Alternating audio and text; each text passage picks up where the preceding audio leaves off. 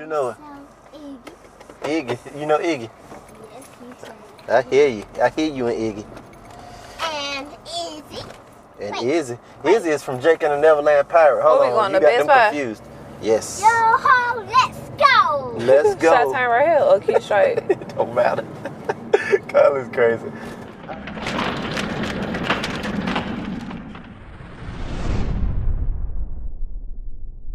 What's up, guys? It's your boy Chris. Welcome into another Tech Ride Home.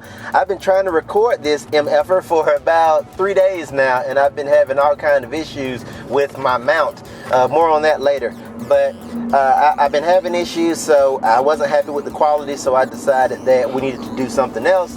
And hopefully this time, fifth time's the charm. Anyway, we're going to get into some viewer questions that I've received, and thank you so much for giving me these questions. We're in another car tonight. We're in my wife's car, not mine, so want to change the scenery up just a little bit, and I'm not driving, she is.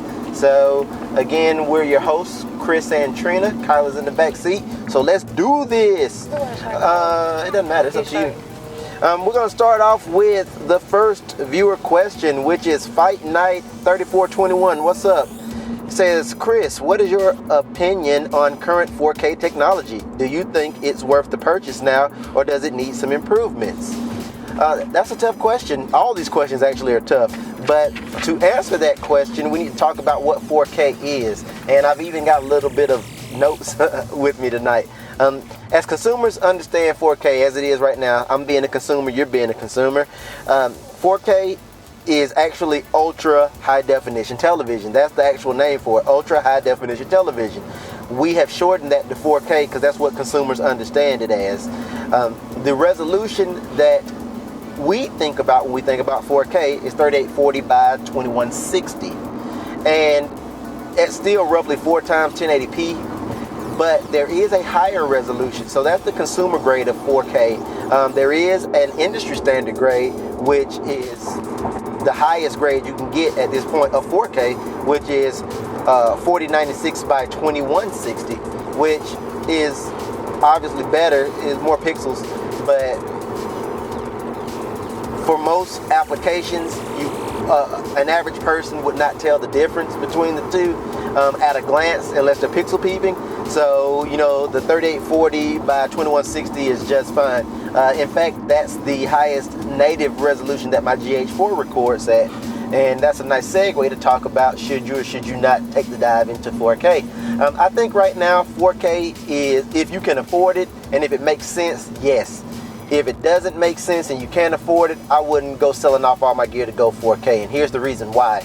Most people right now with their 4K workflows are taking 4K footage, the 3840 by 2160, and they're converting it or compressing it down to a 1080 format, to a 1080p format, 1920 by 1080. And what they're able to do is get better image quality. They're able to better manipulate the actual footage and create an overall more pleasurable viewing experience.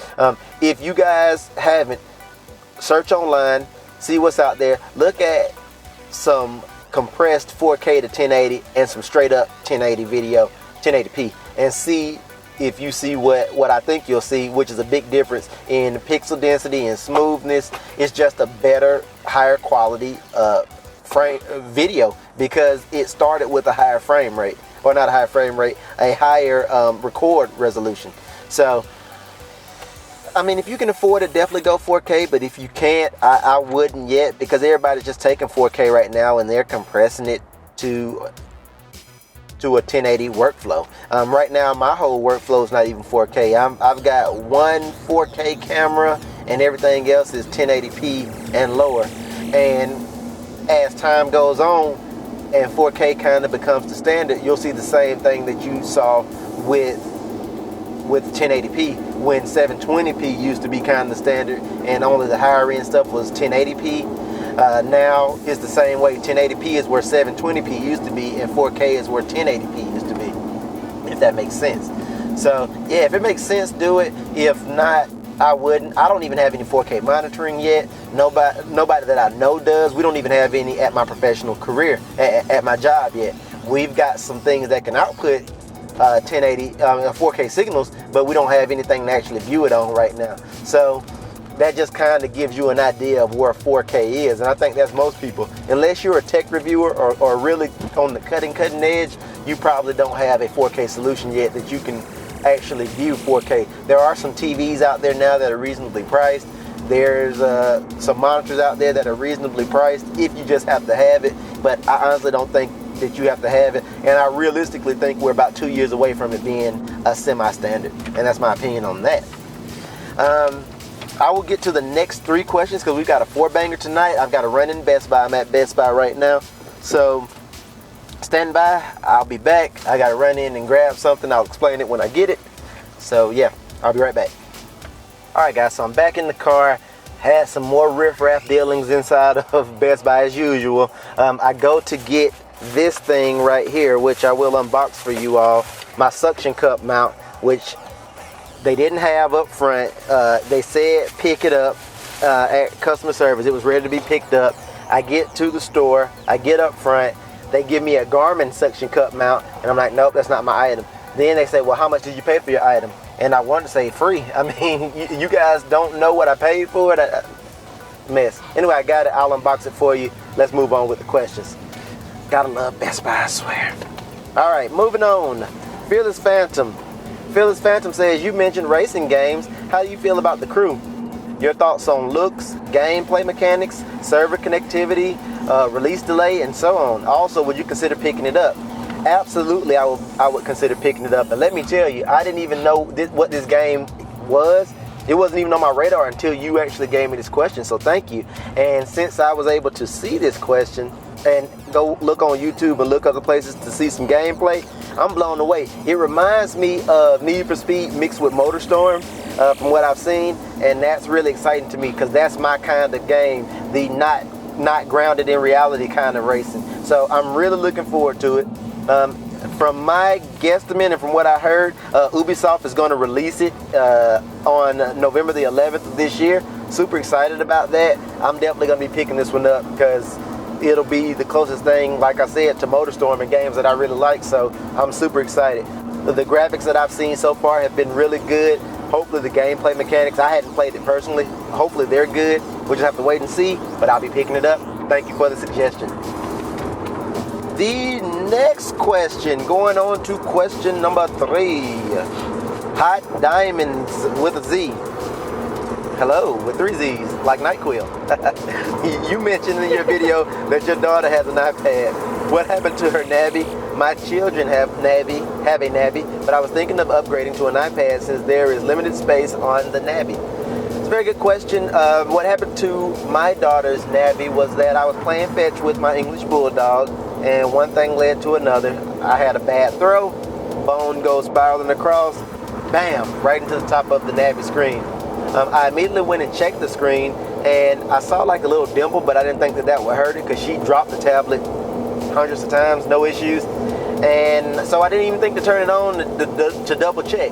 And later on that day, I was doing something, and my wife and my kid came, and she was like, Daddy, you broke my tablet. And I was like, I broke your tablet. Well, when she looked at it and when we looked at it together as a family, it had all these lines going down the screen, horizontal lines, and I was like, damn it. So that was $200+ down the drain because I think I gave $200 for that tablet.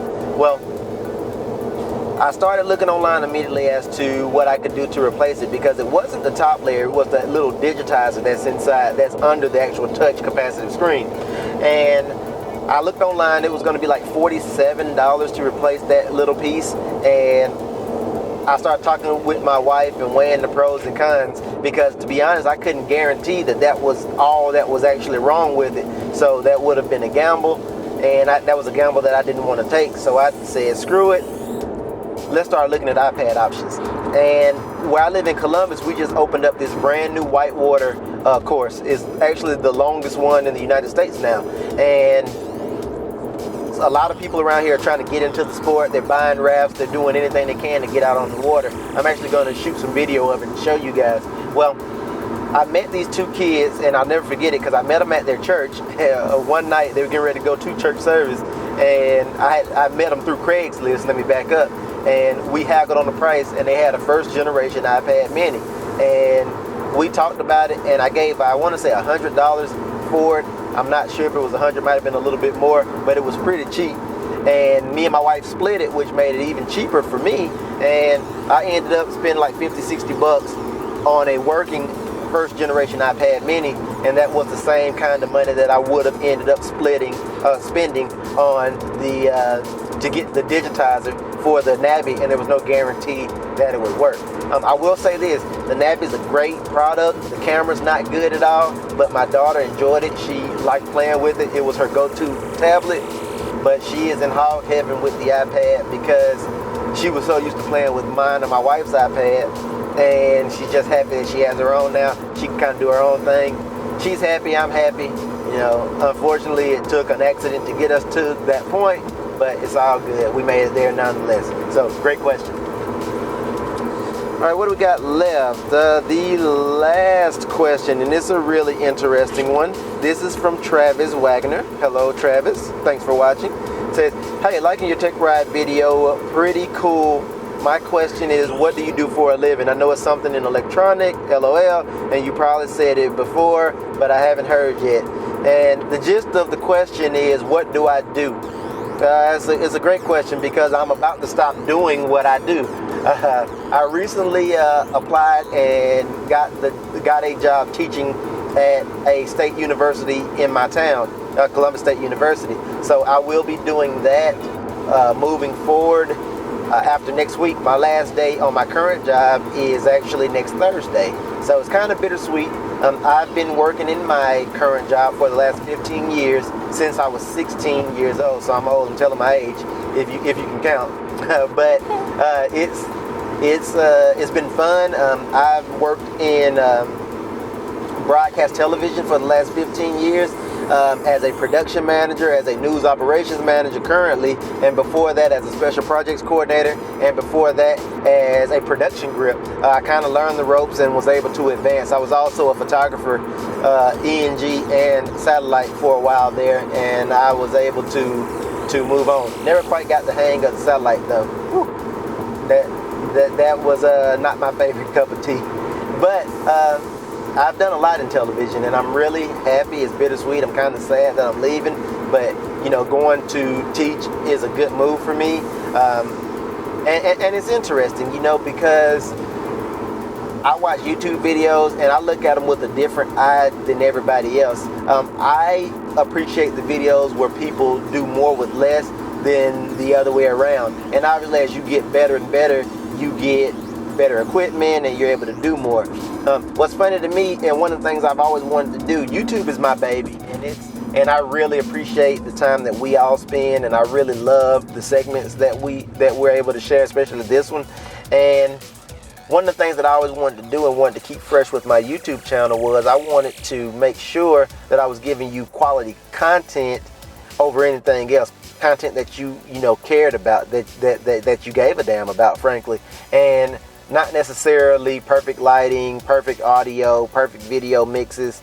You know, I don't think that necessarily makes the video music. Now, it adds to the video, but it doesn't make it. And I do realize as I do more and more, because YouTube has become so mainstream, you do have to freshen up and step up your video quality. But I just never wanted to do what I did for a living on YouTube, if that makes sense. It felt too much like work. It feels too much like work. So I always wanted to kind of be in between, giving you good quality but giving you excellent content. And that's just always been my feelings, and that's my passion for what I want to do with you all. And you know, I have a different perspective than most. Content is king for me, and if you ask anybody that's a news media professional or a media professional in general, content is king. But I do have to worry about lighting. I do have to worry about audio quality. I do have to worry about composition at work, and those are the things that I'm cognizant of when I'm doing the YouTube video, but I just never really want to have to worry about it to the extent that I have to in my professional career. Now then, I'm moving on to teach television, and I'm going to run the studio for the college. I'm also going to teach communications, different classes. I don't know what I'm going to teach. I'm going to teach Final Cut editing, since I'm certified in that, and whatever else they'll have me teaching. I'm going to have fun. We're going to do some crazy projects. I'm a silly kind of guy, and I think it's gonna be awesome. I'm not gonna stop making content for you all, obviously, but you know, my content's gonna keep maturing as I mature.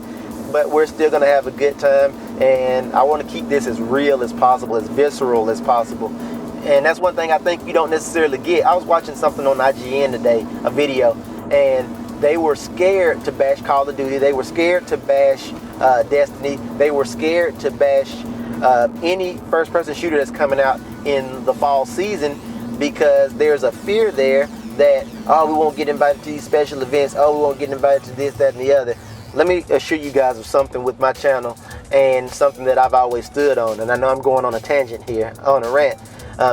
I don't get paid or endorsed by anybody at this point. So, and even if I did, I'm going to give you my honest opinions. If I open something and I'm not impressed, I'm going to tell you guys. That's why you watch. If a product doesn't hold up, I'm going to tell you guys. That's why you watch.